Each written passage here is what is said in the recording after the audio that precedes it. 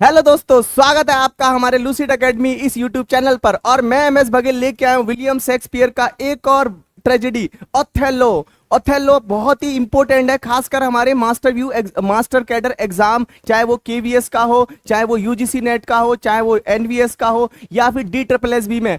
हमेशा पीजीटी के लिए चाहे टीजीटी के लिए इंग्लिश में अगर आप टीचर बनना चाहते हो तो बहुत ही इंपॉर्टेंट है हमारे लिए ये वर्क्स। विलियम शेक्सपियर, जिनको हम लोग विलियम एडम शेक्सपियर भी बोलते हैं, जिन्हें हम लोग बोलते हैं the poet of England, the oven of the word of oven. Word का मतलब होता है पोइट, और कहाँ के पोइट? ओवन, क्योंकि ओवन में उनका क्या हुआ था? बर्थ हुआ था। अगर उनकी बर्थ की बात की जाए तो 1564 में उनका जन्म हुआ था, और 1616 में उनकी डेथ हुई थी। कहां पर? इंग्लैंड में। चलिए, उनका एक बहुत ही फेमस, बहुत ही कह सकते हैं जिसमें बहुत ही ट्रेजेडी से भरा हुआ क्या है भाई? प्ले है, ट्रेजेडी है, जिसे बोलते हैं ओथेलो। एक्चुअली ये ओथेलो जो नाम है, ये जनरली इस जो एक बंदा था, ब्लैक था, उसके नाम पर पड़ा था। क्लियर है ना? चलते हैं इस स्टोरी को, इसकी समरी को एक्सप्लेन करते हैं। जनरली अगर ओथेलो की बात की जाए तो ये शायद 1603 यानी एलिजाबेथन एज जब खत्म हुई थी, उसी एज में ये क्या हुआ था, इसे शायद उन्होंने विलियम शेक्सपियर ने लिखा था। एक्चुअली इसके बारे में सबसे बड़ी बात यह है कि इसके बारे में थोड़ी सी क्या है ना, क्या है, थोड़ी सी श्योरिटी नहीं है। क्योंकि कुछ लोग बोलते हैं कि विलियम शेक्सपियर ने क्या किया था कि उन्होंने अपना नाम ले लिया था किसी की वर्क्स के लिए, वर्क्स किसी और ने लिखी थी पर इन्होंने नाम ले लिया था। चलिए, हमें क्या करना, जनरली जो हमारे एग्जाम में आता है उस हिसाब से हम लोग चलते हैं, तो चलते हैं। ओथेलो लिखा गया था शायद आई थिंक 1603, जब कौन सा एलिजाबेथन एज खत्म हुई थी। उसके बाद जैकोबियन एज आई थी, तो इसे जैकोबियन एज में भी माना जाता है। ये जनरली पब्लिश कब हुआ था? जैकोबियन एज में 1622 में। अगर इसकी सेटिंग की बात की जाए तो वेनिस में है। कहां पर है? वेनिस में। अब होता क्या है, इसकी पहले इसके कैरेक्टर की बात कर लेते हैं। ओथेलो नाम का जो बंदा है, ये ब्लैक स्किन का है, एक बहुत ही ब्रेव है, बहुत ही अच्छा है, बहुत ही बहादुर है, बहुत ही कैसा है, चैरिटेबल है, लोगों के प्रति दया रखता है। ठीक है, इसकी ये इसी मेन कैरेक्टर यही है। चलते हैं आगे। जो ये डेस्डेमोना नाम की लेडी है, जिससे ओथेलो की शादी होती है, ए ब्यूटीफुल यंग लेडी, बहुत ही सुंदर है, बहुत ही काबिल है, बहुत ही होशियार है। आगे बात करते हैं बरबेंजा। बरबेंजा इसका फादर है, इस लेडी का। ठीक है, अगली बात करें, काउंसिल ऑफ सीनेट की बात करें, मोंटानो गवर्नर है किसका? साइप्रस का। यहीं पर मिशेल कैसियो एक सोल्जर है, यहां पर मिशेल कैसियो नाम का एक सोल्जर है, जो बहुत ही एंटरटेनिंग है, बहुत ही अच्छा है और लोगों का एंटरटेन करता है, इससे हर कोई बात करना चाहता है। दूसरे नंबर पर बात की जाए तो ये इयागो है। क्या नाम है इसका? इयागो। जो इसमें प्रोटागोनिस्ट बना है, ये जेलेसी रखता है किससे? केसियो से। इसी ने पूरी रामायण करवाई थी, और इसकी वाइफ है इमिलिया। ठीक है, अगर मैं बात करूं यहां पर, इसको देखो, यहां पर फोटो इधर लगा दी गई है, इसे इयागो ही पढ़ेंगे। क्या पढ़ेंगे? Another soldier. अब इमिलिया की बात की जाए तो इमिलिया वही उसी की वाइफ है, इयागो की। किसकी वाइफ है? इयागो की। यहां पर लिखा love is beyond the colour. तो यहां पर मैं आपको जब स्टोरी बताऊंगा तब इस पिक्चर की बात करेंगे। तो चलिए अपनी स्टोरी को एक्सप्लेन करते हैं। होता क्या है, ये जो लेडी है, क्या नाम है? डेस्डेमोना। ये वेनिस की है, यानी कि ये कहानी कहां पर अकर होती है? वेनिस में। एक्चुअली ये डेस्डेमोना नाम की जो लड़की है, बहुत ही सुंदर है, बहुत ही अच्छी है, और ये हर चीज में माहिर है। क्लियर है ना? अब इसको देखते हुए इसके जो पिता हैं बेरबोंजिया, ये बहुत परेशान हैं कि इसकी शादी किससे करें। इसके लिए बहुत सारे लड़के देखते हैं पर इनको कोई लड़का पसंद नहीं आता। अब इन्होंने क्या किया है, इसी को बोल दिया डेस्डेमोना को, एक काम करो भाई, तुम अपने आप लड़का देखो, जो तुम्हें पसंद आए तुम उससे शादी कर लेना, बस एक बार वो मुझसे मिला जरूर देना उसको। ऐसा होता है। अब क्या होता है, किसी कारणवश क्या होता है, ये इसको नजर ओथेलो नाम का एक ये जो सैनिक होता है, सोल्जर होता है, इस पर पड़ती है, और ये काला होता है। पर इसकी ब्रेवरी के चर्चे जब इसको पता चलते हैं डेस्डेमोना को, तो वो उससे इंप्रेस हो जाती है। अब इससे मिलने के लिए आती है। जब इससे मिलती है तो इसकी जो टॉकिंग वे था बहुत अच्छा था, और एकदम स्ट्रेट फॉरवर्ड ये बात करता था, और इसने अपने बहुत सारे बहादुरी के, ब्रेवरी के किस्से किसको सुनाए? डेस्डेमोना को। और डेस्डेमोना को इतनी पसंद आ गया ये कि इससे वो शादी कर लेती है। अब यहां पर जब ये शादी कर लेती है तो इसके जो फादर थे ब्रेबोंजिया को पता चलता है, यार इसने तो ब्लैक एक हब्सी से शादी कर ली है, एक अश्वेत से शादी कर ली है। इसके लिए ये क्या करते हैं, इनकी शादी को गलत ठहराने के लिए सीनेट में जाते हैं, काउंसिल ऑफ सीनेट। और काउंसिल और सीनेट में कौन होता है? गवर्नर होता है, जिससे साइप्रस बोलते हैं मोन्टानो जो होता है। एक्चुअली क्या है कि जनरली ये जैसे हमारे यहाँ पर पार्लियामेंट होती है, ऐसे ही वहां पर सीनेट होती है। तो ये अपनी संसद में जाता है वहां पर, इसका बाप, किसका? डेस्डेमोना का बाप जाता है कि भाई ये इसने मेरी बेटी को बहलाया फुसलाया, इसने जबरदस्ती शादी कर ली है और ऐसा नहीं होना चाहिए, इसने गलत तरीके से शादी की है। उसी समय क्या होता है कि टर्की का आक्रमण होता है, कहां पर? वेनिस पर। और जब टर्की का आक्रमण होता है तो यहाँ के जो काउंसिल के सीनेट होते हैं, गवर्नर होते हैं मोन्टेनो को पता चलता है कि अथेलो एक ऐसा ब्रेव बंदा है कि वो अकेले ही टर्कियों को हरा सकता है। तो इसीलिए उन्होंने क्या किया, उन्होंने उसको बोला, इसके फादर को, डेस्डेमोना के फादर को, बेनबोजिया को बोला कि भाई नहीं, उसने शादी लीगली की है, तुम्हारी बेटी ने पसंद से शादी की है और वो सेनेट है ना इस शादी को लीगल मानती है और इसकी जो बात थी उसे खारिज कर देती है। अब यहां से होता है क्या है भाई, यहां से डेस्डेमोना की शादी लीगल हो जाती है, अब ये साथ रहने लगते हैं। अब इसी में क्या होता है, इनकी जो ये भाई इसको लड़ाई के लिए बाहर जाना पड़ता है और इसी के साथ जो क्या नाम है डेस्डेमोना है वो अथेलो के साथ ही जाती है, क्योंकि उसका काम था, सैनिक था, उसे लीडर बना दिया जाता है उसकी ब्रेवरी की वजह से। किसको? अथेलो को। तो इसलिए डेस्डेमोना को भी साथ में जाना पड़ता है। और जब डेस्डेमोना को साथ में जाना पड़ता है तो यहां पर क्या होता है, इसको बहुत सारे सैनिक भी मिलते हैं। तो एक उन्हीं में से एक सैनिक था जिसका नाम था कैशियो, यानी अथेलो के की टुकड़ी में एक सैनिक था जिसका नाम था मिशेल कैशियो, जिसे कैशियो बोलते हैं। ये क्या था, बहुत एंटरटेनिंग था, बहुत ही मजाकिया था। इसे देख करके लोगों को क्या होता है भाई, हंसी आती है और ये लोगों को खुश कर देता है। अब ये इसी तरीके से ओथेलो को भी खुश कर देता है। अब ओथेलो कहता है भाई एक काम करो यार, तूने मेरा मूड बढ़िया कर देता है, तू एक काम करो, मेरी बीवी अकेली टेंट में रहती है, तुम उसको भी यार खुश कर दिया करो। तो इस तरीके से ये जो ओथेलो की वाइफ है डेस्डेमोना को भी इंप्रेस कर देता है। अब ये डेस्डेमोना को बहुत खुश रखता है। अब खुश रखने की वजह से वो ओथेलो क्या है, इससे बहुत खुश होता है और इसे लेफ्टिनेंट बना देता है। क्या बना देता है? लेफ्टिनेंट। अब इसी में एक और इसका दोस्त होता है जो इससे बहुत जलता है, कैशियो से, जिसका नाम है भाई,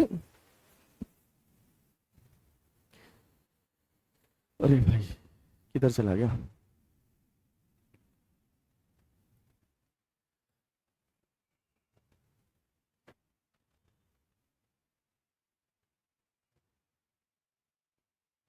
इंगो, इयागो, ये रहा। तो भाई इयागो, ये रहा। इयागो करके एक बंदा होता है, ये रहा। अब ये बोल रहे हो ना सामने सब कुछ रखा है फिर भी गायब हो रहा है। इयागो नाम का बंदा है, ये इससे बहुत जलता है। अब क्या होता है, जब इससे ये जलता है इयागो, तो क्या करता है, ये एक कॉन्स्पिरेसी करता है। कैसी कॉन्स्पिरेसी? ये इसको बहकाता है, बहुत सारी चीजें समझाता है, ओथेलो को भी बहकाता है, पर ओथेलो इसकी बातों में नहीं आता। एक दिन क्या हो रखा होता है, ये लोग किसी वजह से बाहर इन्होंने कैंपेन कर रखा होता है, टेंट लगा रखा होता है, वहां पर ये सब लोग बैठे होते हैं। उस समय में जो ओथेलो और ओथेलो की वाइफ भी रहते हैं। एक्चुअली क्या होता है, जो लेडीज होती है उन्हें अलग ग्रुप में रखा जाता है। जब उनके हस्बैंड के पास टाइम होता है, सोल्जर के पास टाइम होता है, तब वो अपनी वाइफ के पास चला जाता है। नहीं, सोल्जर हमेशा ग्रुप में रहते हैं, क्योंकि कब किसका आक्रमण हो जाए। इसी वजह से क्या होता है, ये जो ओथेलो और ये साथ में होते हैं सब लोग, और वहां पर अथोलो की पूरी रिस्पॉन्सिबिलिटी होती है कि इस टुकड़ी की जिम्मेदारी तुम्हारी है रात में रखने की। तो अब क्या होता है, वहां पर अथेलो बहुत थका हुआ होता है, उसे नींद आ रही होती है, तो कैशियो बोलता है तुम मेरे ऊपर छोड़ दो इस टुकड़ी की जिम्मेदारी, मैं देख लूंगा इसको। तो क्या होता है, कैशियो अथेलो को जाने देता है और कैशियो पूरी वहां पर बैठ करके क्या करता है, निगरानी रखता है, सब चीजें देख रहा होता है कि कुछ गलत ना हो जाए। अब क्या होता है, इयागो इस मौके का फायदा उठाता है और इयागो किसके पास जाता है, कैशियो के पास जाता है। जब कैशियो के पास जाता है तो कैशियो से बोलता है अरे भाई क्या चल रहा है, आज तो मूड बनाने का मौका है। तो ये क्या लेके आता है, वाइन लेके आता है, पर ये मना करता है कि नहीं, मेरे को अथेलो ने जिम्मेदारी दी है, मैं ऐसा नहीं कर सकता और मैं लेफ्टिनेंट हूं।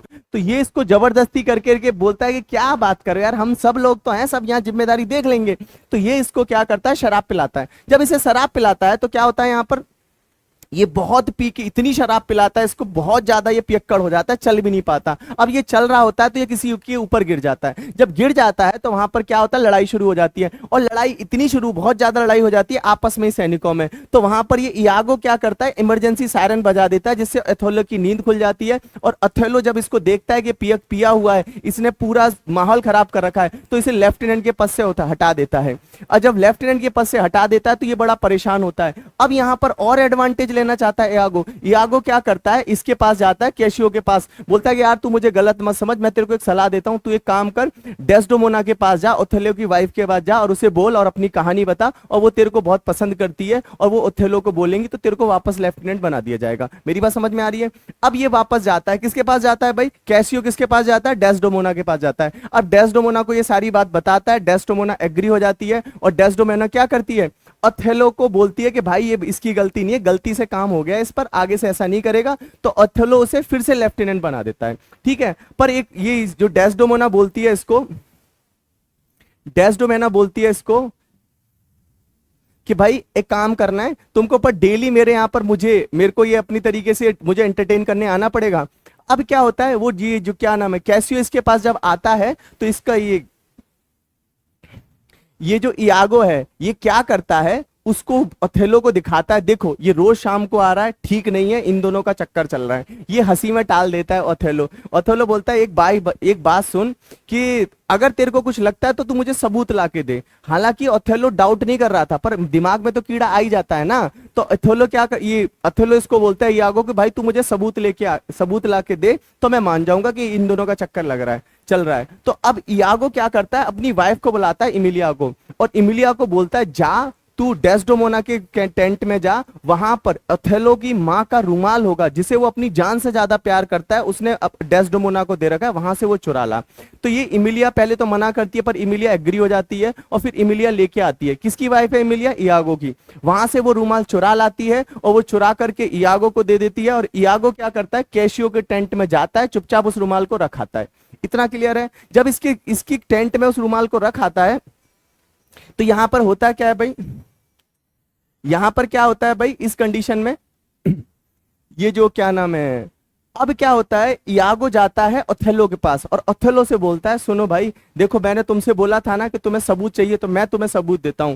तुम्हारा जो रुमाल था, जो तुम्हारा सबसे प्यारा, तुम्हारी माँ की निशानी थी, रिमेम्बरेंस थी, वो देखो उसने कैसियो को दे दिया। बोला क्या बात कर रहा है? तो अब यहां पर इयागो को ओथेलो को बताता है कि ऐसे से बात है। तो ओथेलो जाता है किसके पास, डेस्डेमोना के पास, अपनी वाइफ के पास। वो बोलता है कि भाई मुझे रुमाल दो, तो वो कोई ऐसा वैसा रुमाल उठा के दे देती है। बोला कि वो रुमाल नहीं, जो मेरी माँ ने मुझे दिया था और वो जो मैंने तुम्हें दिया था, मुझे वही रुमाल चाहिए।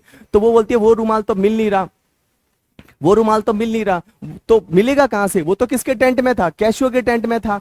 अब इसे देख करके बहुत ज्यादा गुस्सा होता है ओथेलो, इतना ज्यादा गुस्सा होता है, बहुत ज्यादा आग बबूला हो जाता है। अब वो जाता है कि अगर इसके पास नहीं है तो उस इयागो ने बता रखा है कि वो कैसियो के पास है। अब वो कैसियो के टेंट में जाता है और कैसियो के टेंट में देखता है कि रुमाल तो वहीं रखा हुआ है। तो वो रुमाल, वो पूछता है भाई ये रुमाल तुम्हारे पास कैसे आया? बोलते मुझे नहीं पता कैसे आया ये रुमाल।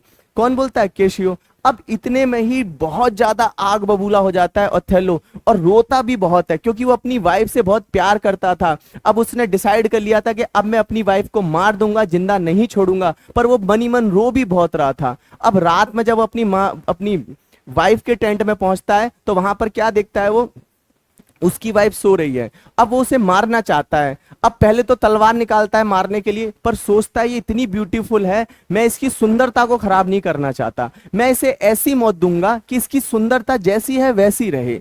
तो अब क्या करता है, उसके सामने रोता है, बहुत रोता है, फिर झुक करके उसको किस करता है। जैसे किस कर रहा होता है तो उसके आंसू हैं तो उसकी वाइफ के ऊपर गिरते हैं और वाइफ जग जाती है। और वो वाइफ को पूरी स्टोरी बताता है कि तुमने मेरे को धोखा दिया, ऐसे किया, तुम्हारा उसके कैसियो के साथ चक्कर चल रहा है। इतना सुन, जैसे ही वो उसको पूरी रामायण बता रहा होता है, वैसे ही जो डेस्डेमोना अपनी सफाई देने वाली होती है, वैसे ही वो उसका मुंह तकिए से दबा देता है। और जब तकिए से दबा देता है तो वो कुछ नहीं कर पाती, और इतनी देर तक दबाता रहता है, बहुत देर तक दबाता रहता है, जिससे उसके दम घुटने से उसकी मौत हो जाती है। डेस्डेमोना की क्या हो जाती है? मौत हो जाती है। अब उतने में ही पीछे से कौन आ जाता है? कैसियो। कैसियो बहुत घायल होता है, खून से खच्चर हो रखा होता है, क्योंकि उसके ऊपर इयागो ने हमला कर रखा होता है। अब यहां पर इयागो ने हमला कर रखा है, तो उसी कंडीशन में वो बता देता है ओथेलो को कि भाई ये पूरा की पूरी कॉन्स्पिरेसी, षड्यंत्र किसका था? ये इयागो का था। ये मुझसे जेलिसी की वजह से कि मैं लेफ्टिनेंट पद से हट जाऊं, इसलिए उसने ये सारा का सारा षड्यंत्र किया है। तो जैसे ही ये बात किसको पता चलती है? ओथेलो को। और ओथेलो वहां पर जो कैसियो तो मर जाता है, ओथेलो बहुत रोता है, बहुत रोता है, उसे इतना गुस्सा आती है कि पास में रखी हुई तलवार अपने पेट में भोंक लेता है। और वहां पर और ओथेलो भी खत्म हो जाता है। इस तरीके से ये जो ट्रेजेडी है यहां पर खत्म हो जाती है। ये थी विलियम शेक्सपियर की ट्रेजेडी। तो यहां पर मैंने सारे करेक्टर आपको बता दिए हैं। यही बता रहा हूं यहां पर क्या बताने की कोशिश कर रहा हूं कि ये लड़की जो थी इतनी अच्छी थी, इसने इसके कलर को नहीं देखा, इससे प्यार किया, पर इसके प्यार को इसने नहीं समझा और इसने क्या किया, एक बंदे के डाउट के चक्कर में इसकी डेथ कर दी। तो बस यही कहना चाहता हूं, किसी पे विश्वास करो तो किसी की बातों पे मत आओ, ठीक है ना। प्यार बड़ी मुश्किल से मिलता है, इसे जाने मत दो। ठीक है भाई, मिलते हैं अपनी नेक्स्ट वीडियो में। धन्यवाद।